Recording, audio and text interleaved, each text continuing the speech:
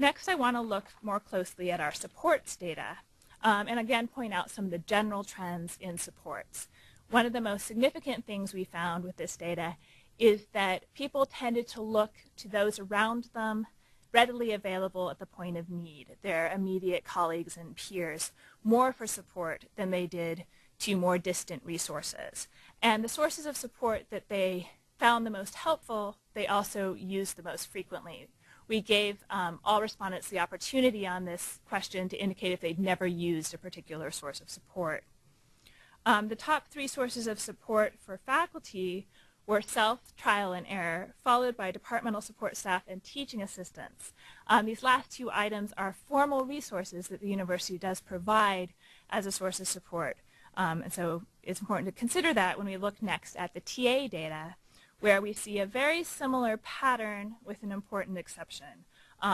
Self, trial, and error is once again the highest rated source of support in terms of helpfulness, but here we see colleagues and friends take the number 2 and number 3 positions.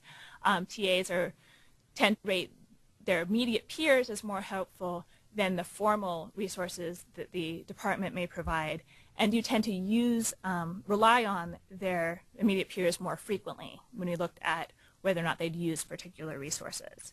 And if you look at supports for students, you find that they're identical to those for TAs. Now, going into some of the patterns we see when we compare supports based on technical expertise, and you'll see a very similar pattern to some of what I talked about in the obstacles data. Here, looking closely at self, trial, and error, which was, again, our most helpful source of support for all populations, you see that this source of support is much more helpful for experts than it is for beginners. If you look at just the faculty bars in this chart here, you will see that for experts, the mean is 2.61 on our 3-point scale, with 3.0 being very helpful, compared to beginners where the mean is 2.02, right at the moderately helpful point. Looking at students, we see a very similar pattern with this data, where, once again, experts find self, trial, and error much more useful than do faculty.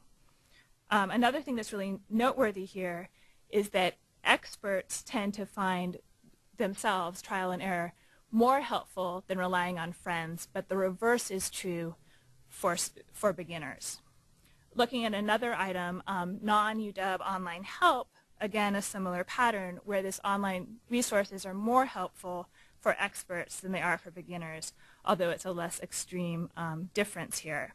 You see that for faculty, the beginners are at 1.8 compared to the experts at 2.09. And then for students, again, a similar pattern with beginners at 1.78 and experts at 2.14. And at this point, I'm going to turn it over to Henry, and he's going to talk a little bit about the implications of some of the data that I've just shared with you. Our research demonstrates that those with lower expertise face greater obstacles. 2 factors that relate to this issue are the fact that technology discussions are often most influenced by the needs of expert users, since these users are more likely to be the pioneers of new technologies. Additionally, past research has focused on the obstacles facing a community of users as a whole, instead of considering that individuals with lower expertise may have different barriers and support needs. Indeed, our results show that the perceived obstacles of UW faculty as a whole are not representative of those of beginner expertise level. Simply, the needs of beginner users can easily be overlooked, and our work hopes to make these needs more visible. Our research demonstrates the importance of recognizing a range of expertise when assessing and attempting to alleviate the obstacles related to adopting educational technologies for these beginner users. Simple strategies targeting those with less expertise are important, and we suggest getting knowledge to less experienced faculty about the instructional technologies that are available for them, where to go to learn to use these technologies, and how they can use these technologies to meet their goals. Our research also suggests that simply putting information online is not enough, because this information is likely to be used by expert users and not by beginner users, those who need it the most.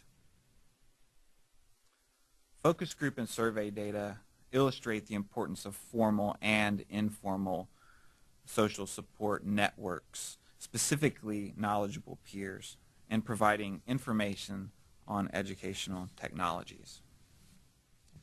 In closing, we believe that our method for assessing differences in technological expertise is robust and highly amenable as a tool for future research.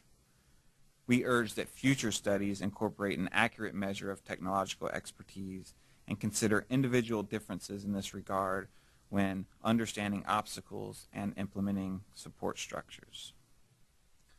So in our talk today, we were only able to discuss a small fraction of the results from our larger study. So please follow the link that you see on this slide to learn more about this larger research project.